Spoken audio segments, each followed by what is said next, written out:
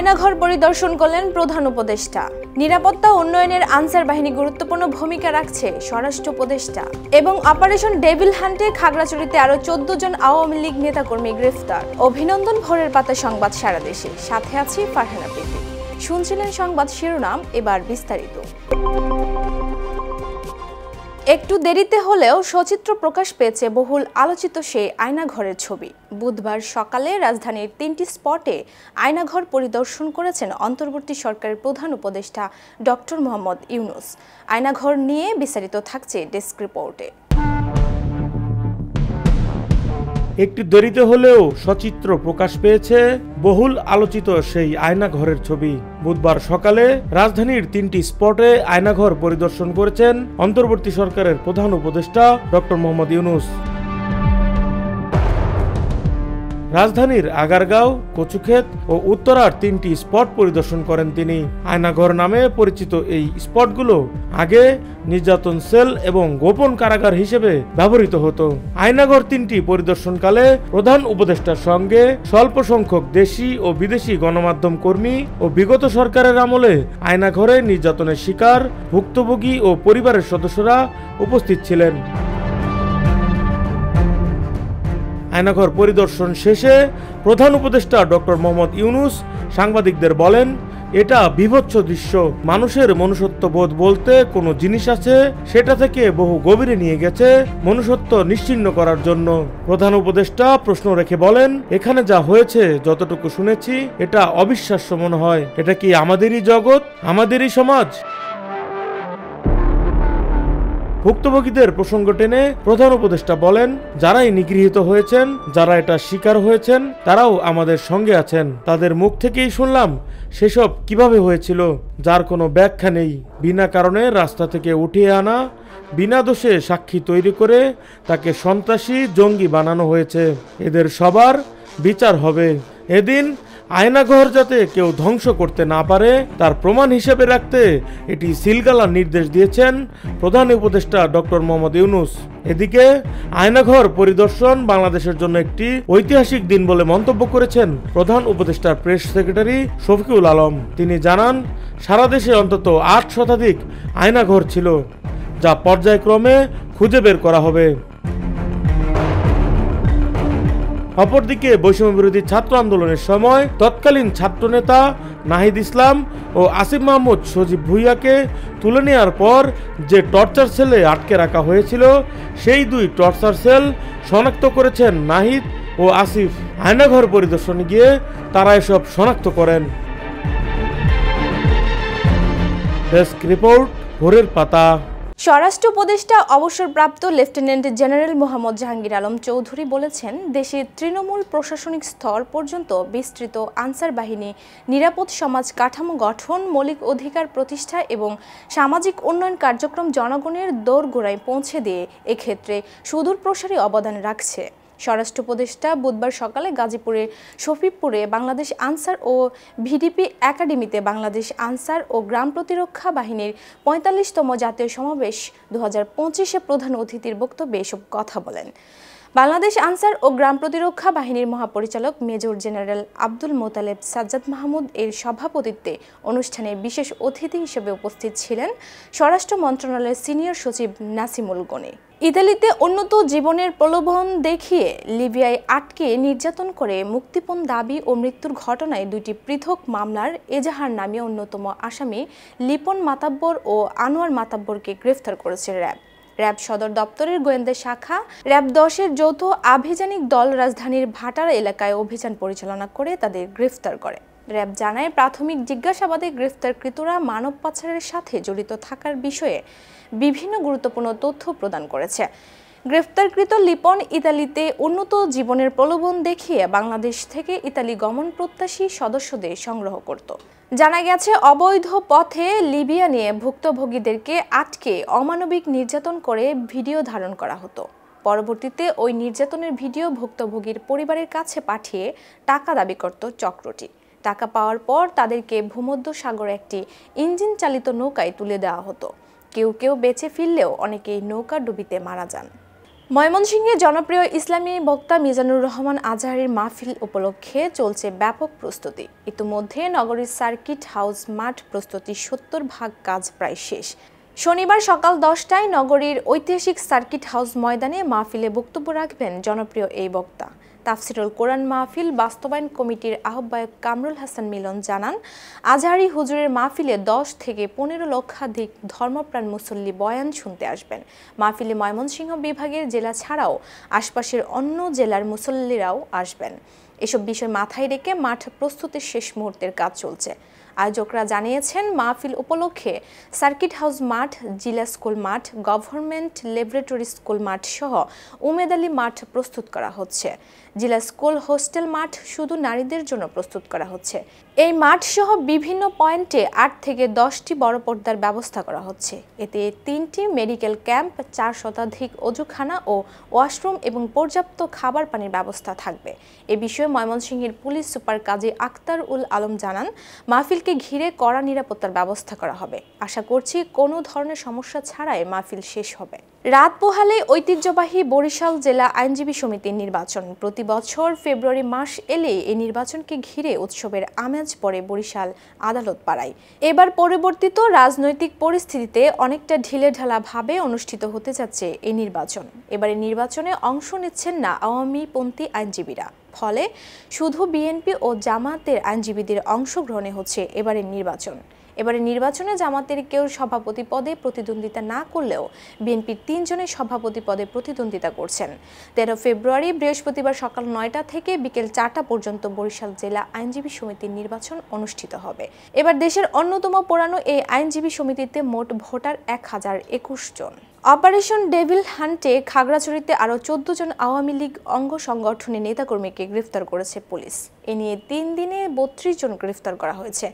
জেলা পুলিশ সূত্র জানায়, খাগড়াছড়িতে গত 24 ঘন্টায় গ্রেফতারকৃতদের মধ্যে রয়েছে নিষিদ্ধ ঘোষিত পানছড়ি উপজেলা ছাত্রলীগের সহসভাপতি মোহাম্মদ সাকিবুর রহমান, পানছড়ি ইউনিয়ন ছাত্রলীগের সভাপতি জাহিদুল আলম অনিক, মাটিরাঙ্গা উপজেলার বড়নাল ইউনিয়ন আওয়ামী লীগের সহসভাপতি জাফর আহমদ সহ আওয়ামী লীগের বিভিন্ন পর্যায়ের নেতাকর্মী।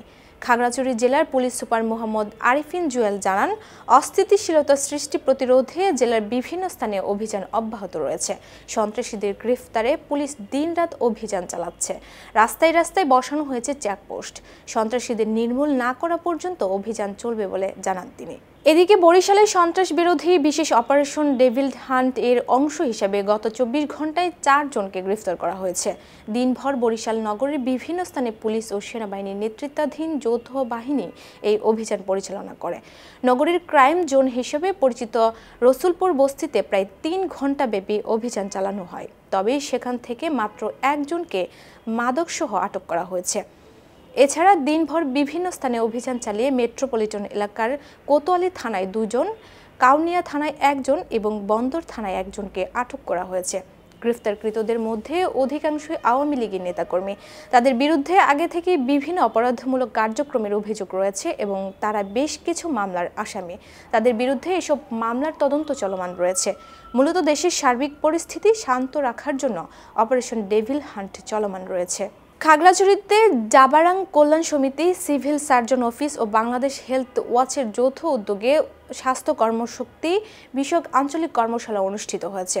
বুধবার দুপুরে সিভিল সার্জন কার্যালয় সম্মেলন কক্ষে এই কর্মশালা অনুষ্ঠিত হয়।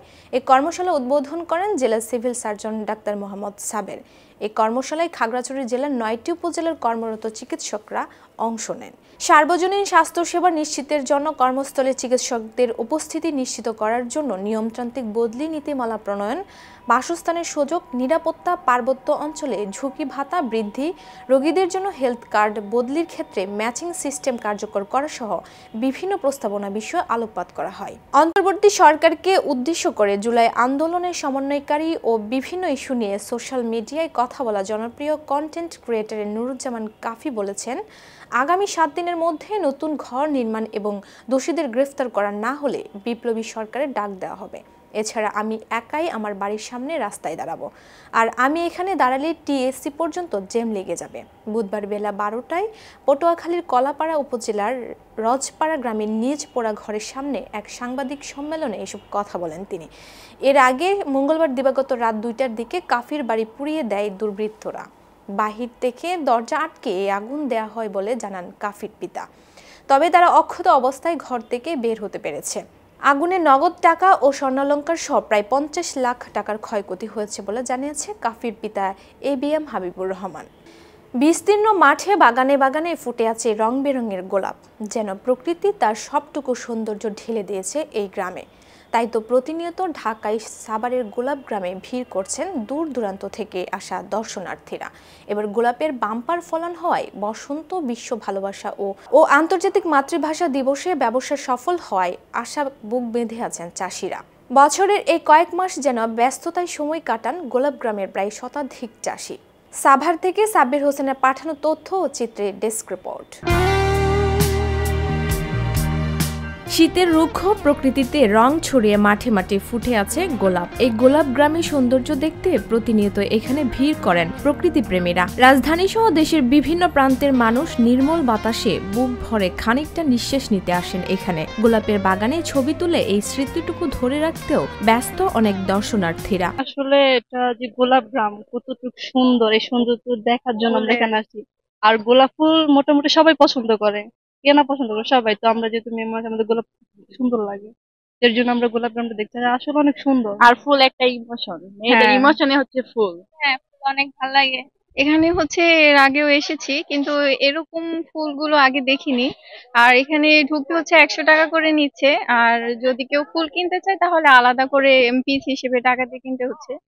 এই বছরই দেখলাম যে উন্নত জাতের ফুল আর কি, খুবই ভালো লাগছে ফুলগুলো দেখে। আমি ব্রাহ্মণবাড়ি থেকে এসেছি। এখানে গোলাপ গ্রামে আজকে দেখলাম পুরা এলাকায় গোলাপে ভরপুর, অত্যন্ত প্রাকৃতিক মনোরম দৃশ্য। আমাদের এনজয় করছি, খুবই ভালো লাগছে। এতগুলো গোলাপ একসাথে দেখতে পেয়ে আমার নিজের কাছেও ভালো লাগছে। মানে প্রচুর গোলাপের সমারোহ। আরো এটা হচ্ছে ফেব্রুয়ারি মাস। আমি আসলে এখানে এসে আসতে পেরে যা দেখলাম, একদম চোখ জুড়িয়ে যাওয়ার মতোই অবস্থা। এখানে আজকে ফার্স্ট টাইম আমার ওয়াইফ কিনে এসেছি।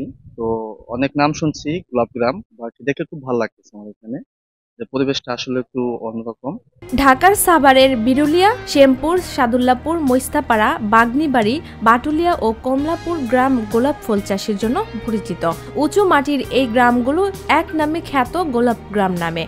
এসব গ্রামের মানুষের একমাত্র উপার্জনের ক্ষেত্র এই গোলাপ চাষ। রাজধানীর খুব কাছে এই গোলাপ গ্রামে এবারও 230 হেক্টর জমিতে গোলাপের বাম্পার ফলন হয়েছে। বসন্ত, বিশ্ব ভালোবাসা দিবস ও আন্তর্জাতিক মাতৃভাষা দিবসকে সামনে রেখে ব্যবসা সফল হওয়ার আশায় বুক বেঁধেছেন সাভারের গোলাপ গ্রামের চাষিরা। বছরের এই কয়েক মাস যেন ব্যস্ততায় সময় কাটান গোলাপ গ্রামের প্রায় শতাধিক চাষি।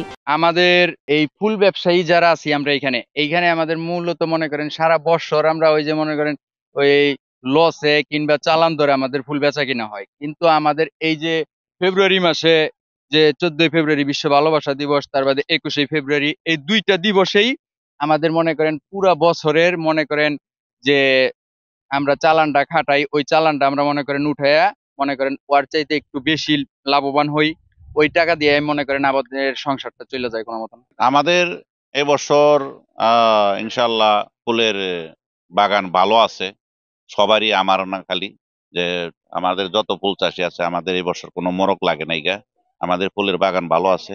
কালকা এই যে রোজ ডে গেল, এই যে বিশ্ব ভালোবাসার দিবস, এই যে 21শে ফেব্রুয়ারি উঠবার খুব সম্ভাবনা আছে। আমাদের কাছে পর্যাপ্ত পরিমাণ ফুলও আছে। কৃষি সম্প্রসারণ অধিদপ্তর বলছে এবার আবহাওয়া অনুকূলে থাকায় এবং গোলাপে অজ্ঞাত ভাইরাস আক্রমণ না করায় বাগানে বাম্পার ফলন হয়েছে। বসন্ত, বিশ্ব ভালোবাসা ও আন্তর্জাতিক মাতৃভাষা দিবস আর 26শে মার্চকে সামনে রেখে কৃষকরা লাভের মুখ দেখবেন বলে প্রত্যাশী এই কৃষিবিদ। এবছর আমাদের সাভার উপজেলায় বিশেষ করে বিরুলিয়া ইউনিয়ন সহ অন্যান্য ইউনিয়নে মোট মিলিয়ে প্রায় 230 হেক্টর জমিতে আমাদের গোলাপ চাষ হয়েছে। এর মধ্যে দেশীয় গোলাপ থেকে শুরু করে চায়না গোলাপ, বিভিন্ন প্রজাতির গোলাপ আমাদের এখানে চাষ হচ্ছে। আমাদের এখানে প্রায় গোলাপ না শুধু অন্যান্য ফুলের আবাদ মিলে প্রায় 305 হেক্টর জমিতে এবার আমাদের কৃষকরা ফুলের আবাদ করেছে। আর সামনে আমাদের এবার আমাদের গোলাপের প্রোডাকশনটা অনেক ভালো হয়েছে। প্রাকৃতিক ভাবে যে এই থ্রেটস গুলো থাকে, যেমন রোগ, পোকা, এটার আক্রমণ অত্যন্ত কম হওয়ার কারণে এবার গোলাপ চাষীদের প্রোডাকশনটা অনেক ভালো হয়েছে। যদিও মার্কেটে বিগত সময় বা বর্তমান সময়ে এদের যেই দামটা একটু কম হলেও সামনে আমাদের পহেলা ফাল্গুন, ভালোবাসা দিবস এবং আন্তর্জাতিক মাতৃভাষা দিবস উপলক্ষে কৃষকরা আশাবাদী যে তারা এই সময়টাতে একটা ভালো দাম পাবে। সরকার গোলাপ চাষীদের সহজ শর্তে ঋণ এবং ন্যায্য মূল্যে সার ও কীটনাশক দিলে এদেশের চাহিদা মিটিয়ে গোলাপ বিদেশে রপ্তানি করে বৈদেশিক মুদ্রা আয় করা সম্ভব হবে বলে মনে করেন গোলাপ চাষীরা। ডেস্ক রিপোর্ট, ভোরের পাতা। সংবাদ শেষ করার আগে শিরোনামগুলো আরো একবার। আয়নাঘর পরিদর্শন করলেন প্রধান উপদেষ্টা। নিরাপত্তা উন্নয়নের আনসার বাহিনী গুরুত্বপূর্ণ ভূমিকা রাখছে, স্বরাষ্ট্র উপদেষ্টা। এবং অপারেশন ডেভিল হান্টে খাগড়াছড়িতে আরো 14 জন আওয়ামী লীগ নেতাকর্মী গ্রেফতার। এই ছিল আজকের ভোরের পাতায় সংবাদ সারা দেশ। সর্বশেষ আপডেট পেতে চোখ রাখুন ভোরের পাতায়। ধন্যবাদ।